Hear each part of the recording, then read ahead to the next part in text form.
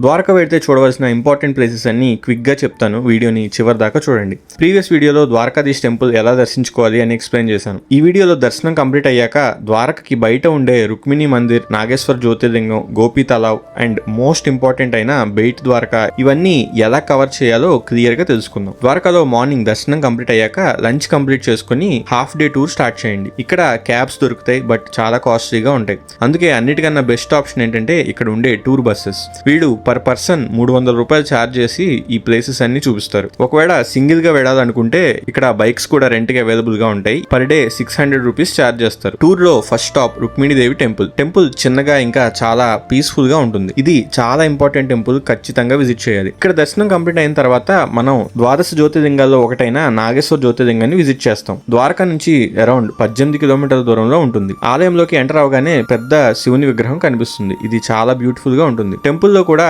చాలా బాగుంటుంది. ఇక్కడ కూడా దర్శనం ఒక 30-40 నిమిషాల్లోనే కంప్లీట్ అయిపోతుంది. ఆ తర్వాత ఇక్కడ ఉండే గోపి తలావ్ విజిట్ చేస్తాం. ఇక్కడ కూడా చూసుకొని నెక్స్ట్ మోస్ట్ ఇంపార్టెంట్ ప్లేస్ అయిన బెయిట్ ద్వారకాకి వెళ్తాం. ఈ బెయిట్ ద్వారకా దర్శనం చాలా ఇంపార్టెంట్. ద్వారకా వెళ్తే ఇక్కడ దర్శనం కంప్లీట్ అయితేనే ద్వారకా యాత్ర కంప్లీట్ అయినట్టు అని చెప్తారు. ఇక్కడికి వెళ్ళాలంటే ఇదివరకు సముద్రంలో బోట్స్ లో వెళ్లాల్సి వచ్చేది, కానీ ఇప్పుడు కొత్తగా కట్టిన సుదర్శన సేతు మీద జర్నీ చేయాల్సి ఉంటుంది. జర్నీ కూడా చాలా బాగుంటుంది. టెంపుల్లో నల్లరాయితో చేసిన శ్రీకృష్ణుని విగ్రహం ఉంటుంది. ఇది చాలా అద్భుతంగా ఉంటుంది. ఈ బెయిట్ ద్వారకా దర్శనం కంప్లీట్ అయ్యాక మళ్ళీ ద్వారకాలో డ్రాప్ చేస్తారు. ఒకవేళ ద్వారకాలో ఉన్న ప్లేసెస్ అన్ని విజిట్ చేయాలంటే ఇది పర్ఫెక్ట్ ప్లాన్ అని చెప్పొచ్చు. మీకు గనక ఈ వీడియో నచ్చితే లైక్ చేసి మీ ఫ్రెండ్స్ అండ్ ఫ్యామిలీకి ఈ వీడియోని షేర్ చేయండి. Thank you so much for watching.